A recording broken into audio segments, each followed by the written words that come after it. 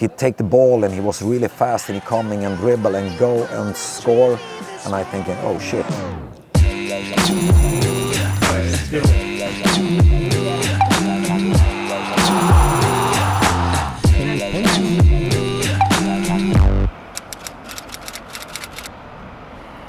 Antes de impressionar o futebol português com a camisola do Sporting, Viktor Gyökeres foi apenas mais um jovem a ter uma passagem discreta pelo futebol sueco. Bola Branca viajou até Estocolmo para explorar um pouco das raízes do internacional sueco que está a marcar o campeonato português. Conversamos com antigos jogadores, antigos colegas de equipa e também antigos treinadores de Viktor Gyökeres.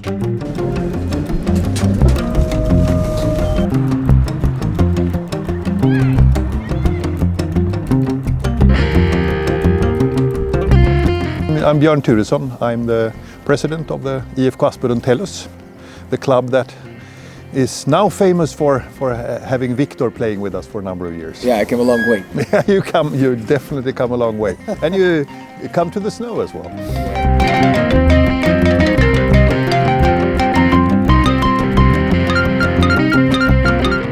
Bem-vindos ao estádio do Aspudden-Tellus. Estamos no sul da capital sueca e foi neste pequeno clube que Viktor Gyökeres começou e onde fez de resto a maior parte dos seus anos de formação. Portanto, estivemos aqui para conhecer um pouco mais das histórias que estão por trás do início da carreira do hoje avançado do Sporting. It's very, very local. For our home matches, we have like perhaps 200 people coming or something like that. We have a very joyful stadium, and people can come here and have a coffee in the afternoon. Everybody saw him. He had something from the beginning. You know, he's small. Cry a little bit. Right? Yeah. He was a winner. He don't win. He cry. Literally. Yeah. But that's it. He's also a winner, for sure. There's a lot of that in every year. People talk about look at that player and whatnot. But of course, it was quite early on that we heard about Viktor, and primarily because he was so dedicated. He was super serious early with his football, and that paid off.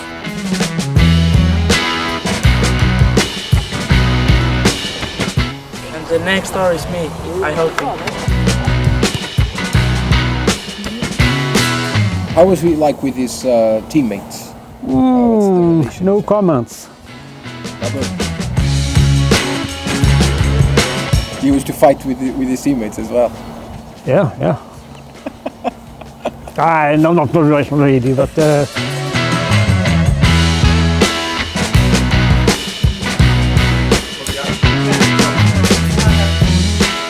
The situation here in this club, and that's what we try and promote, is to keep people here as long as possible and afford them the possibility to play as much football as they want. He's an excellent example that this type of environment can still foster really good football players. If you put your own mind to it, you don't have to go to an academy and all of that. There are other routes, and you can still be a very successful player. And I think that is a super important message. And an example that we can show to our players because of course all of these large club names, it sounds cooler than IFK Aspudden-Tellus. I don't know, it's hard for you to relate to Hammarby or whatever, but around here it's a big thing. So of course it's. And when you develop as a young player, you want to have an identity and you want to belong to something, so for us it gives more value to our brand in that sense that our model works.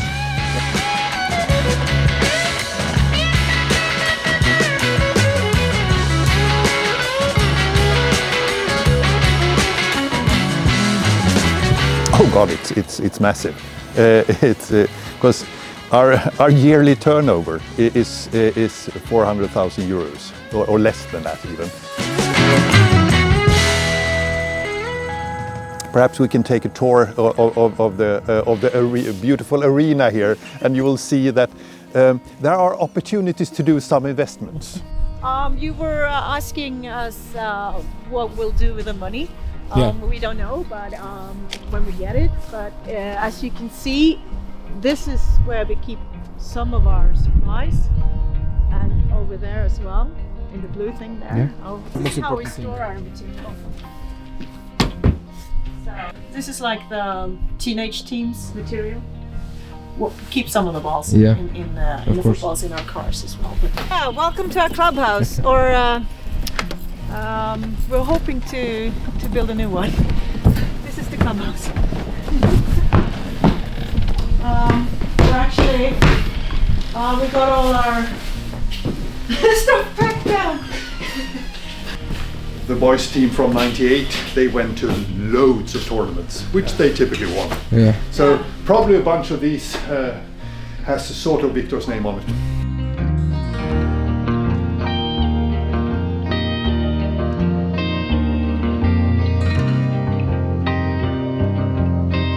It was actually second. Second. Second? Yeah. What? Oh, really? He must have cried. That's Viktor. Yeah. He's 12 now. Yeah. There's so many cups. So many cups. Yeah. And here this was also in 2009. Yeah. Age 11. Sportex Cup. No idea. Vänta, stå kvar. Hold on. The European the qualifiers. I saw the last like game. a video. Yeah. It was for my boys that are 12 years old. They're going to be 12 years old this year, and they went as a team to watch him play. To Friends Arena. Yeah. And he came over and he gave them the shirt and he gave them autographs. And he chatted with them, and Yeah. that's such a nice thing to do. Nothing you have to do.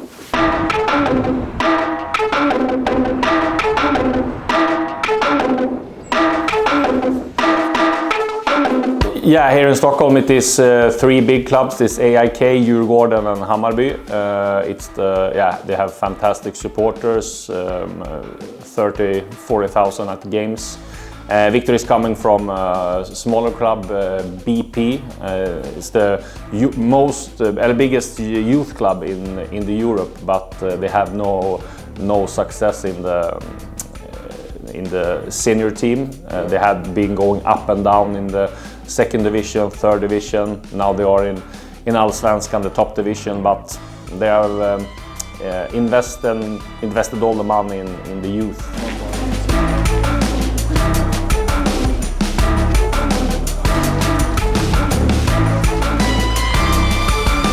No one talked about him. Of course, all one who knows football know the name, but not the player. But he was pretty much anonymous then.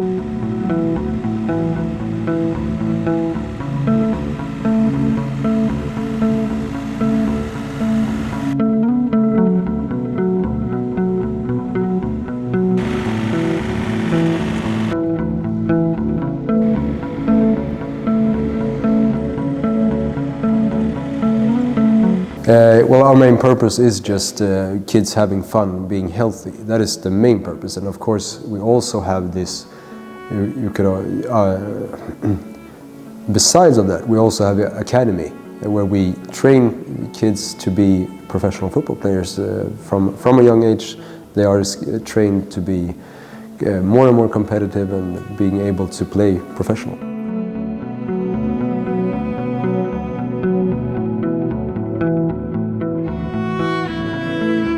We stay with our identity. That's huge, I think. Even though sometimes we play in the lower divisions, sometimes in the higher divisions, it doesn't matter. We stay with our identity.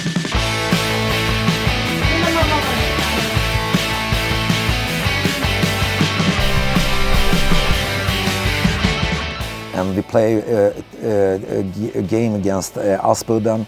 And I saw a striker there he take the ball with him like he do now, exactly the same he was when he was small kid. he'd take the ball and he was really fast and he coming and dribble and go and score. And I thinking, oh shit, I want him to Brommapojkarna. So the year after that, when I take the boys 1998, the academy team, 2009, when he was 11 years old, be going to a tournament in Finland. We need one more player. I'm thinking, oh, I'm gonna call Stefan. Stefan Gyökeres is Viktor's father. And that was the first time I have Gyökeres in Brommapojkarna. This is about the B team, BP team? Yeah. But I don't know if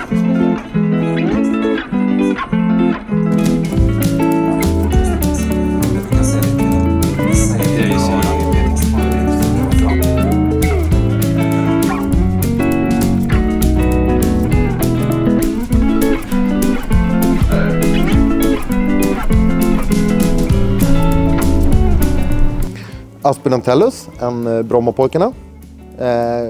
The clubs have a contact, and I was there for Viktor's team and just coached them for a period. And after that, you know, it was like me and the father get a contact.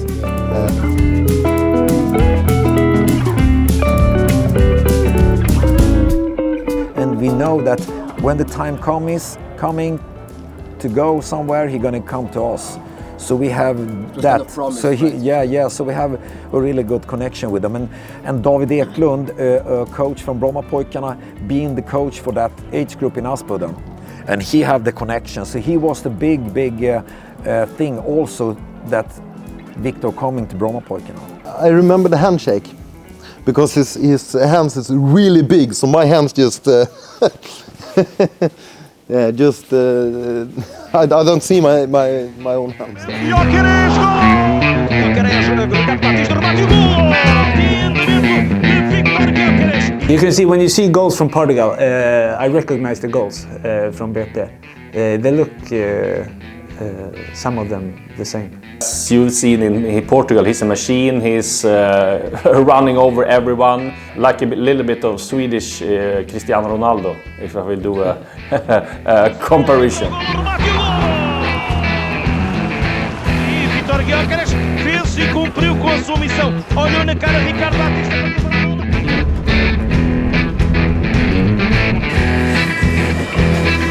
I remember we played in the Swedish Cup against, it was 2017, against Elfsborg. It's first division team, top club. We were the underdogs, and he scored, and we won that game, and got through to the semi-final in the Swedish Cup that year. But he scored an amazing goal. He took the ball from half the pitch and just drive through the players. I mean, through the players. They were all like climbing on him, but he just kept running and scored. That goal I remember. It was amazing. In the summertime 2015 we were struggling a lot, and we were looking for a striker, and then we took in David from the youth. And he said to me, we were sitting on a bar here in Vällingby, really close by, and he told me, Magne, I promise you, this is the best option, and I promise you he will score goals. I say Viktor, he's the only one who have the body and to do that when he was 16, something like that. Yeah. And I said, yeah, okay, we can try it, because it isn't what you're looking for as a coach in a team who's struggling in a professional league.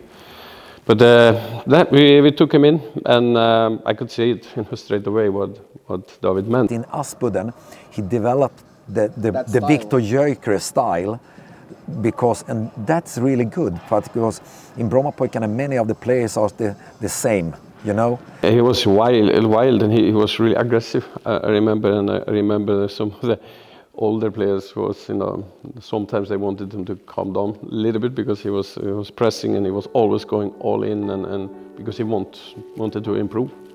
He wanted everything, you know. I remember he was listening to the older guys. He was listening to the coaches, and he was easy to coach, you know. But he wasn't always easy to talk to, because I think everything was a little bit new for him.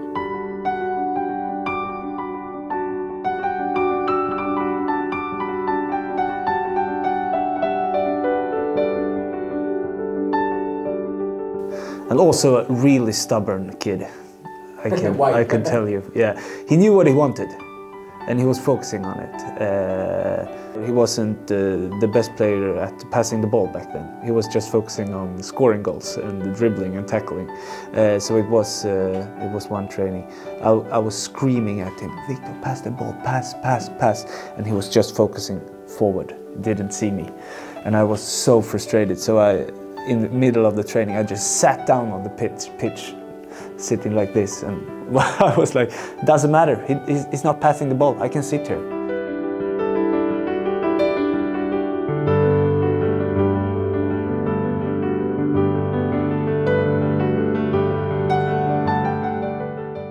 Yeah, I know it, but I cannot tell you. You know the reason? Yeah, no, I'm kidding with you. He don't tell it. I ask him to, when I speak, come on, Viktor, tell me now. No. So, He doesn't even tell. no, he don't tell his best friends. If it's like he's doing an impression of Hannibal Lecter, he can't tell anyone. That's weird, isn't it? He's gonna be cancelled immediately. Funny thing is that he was on a holiday with his ex-girlfriend. They play tennis, and both of them have the winning mentality. And after the game, I don't know who won, but they don't speak with each other for the couple of 5 hours or something.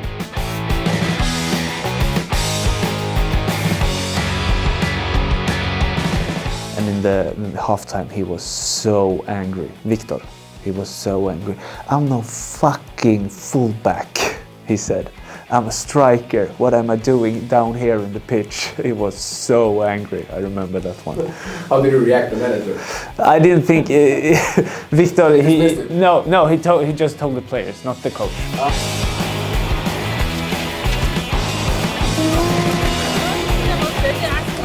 In Sweden we say dog year.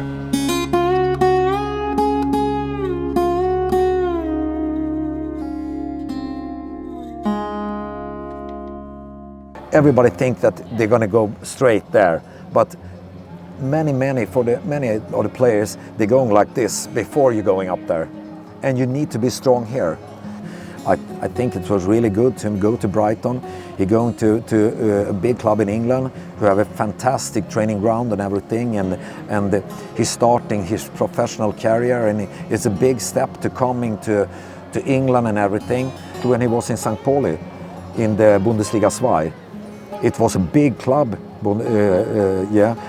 and he called my son and he said that I'm sitting here totally alone, and it's really empty.